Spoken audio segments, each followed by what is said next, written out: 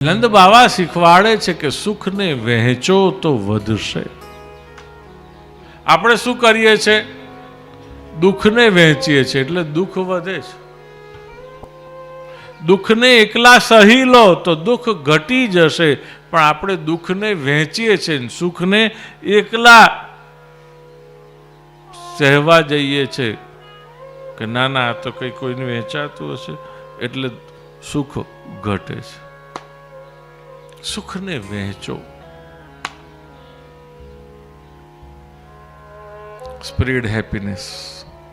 અત્યારે માણસ એટલો બધો દુઃખી છે ને, ત્રસ્ત છે ને, ચારે બાજુથી બધા પ્રકારના પ્રશ્નો એને એટલા ઘેરી વળેલા છે કે કોઈ પણ માણસને આમ તમે આમ રસ્તામાં મળે અને તમે એને જરાક આમ અડો ને ત્યાં તો એ ફાટી ફાટીને રડવા મળે એવી એની હાલત છે કે નહીં? સાચું કહો.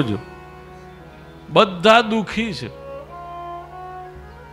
બધાને કંઈક ને કંઈક પ્રોબ્લેમો છે, ઘેરાયેલા છે.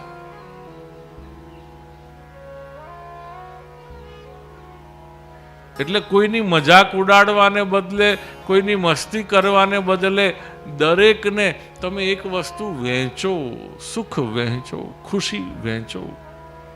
બી ધ કોઝ. કોઈની ખુશી બનવાનું કારણ બનો. સુખ વહેંચો.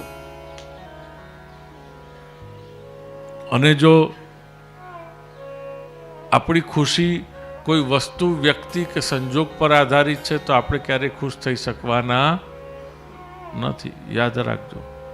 એના માટે તો કૃષ્ણ થવું પડે. સચ્ચિદાનંદ રૂપાય. તમને આખા ભાગવતમાંથી આટલી પંક્તિ તો આવડી જ ગઈ હશે નહીં ને?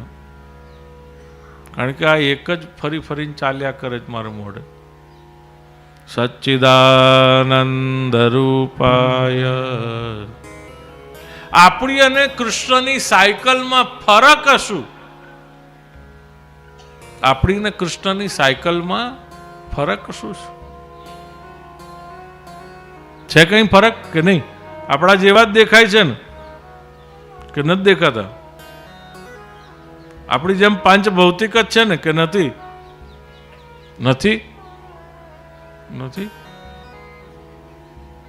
એકાદ બે ડોકા હાલ્યા બસ, બાકીનો તો બધા જડ થઈ ગયા. જડ ક્યારે થાય ખબર છે? આમ સ્થિર, આમનું આમ ટટ્ટાર, અંદરથી પ્રાણ ચાલ્યા જાય ને તો.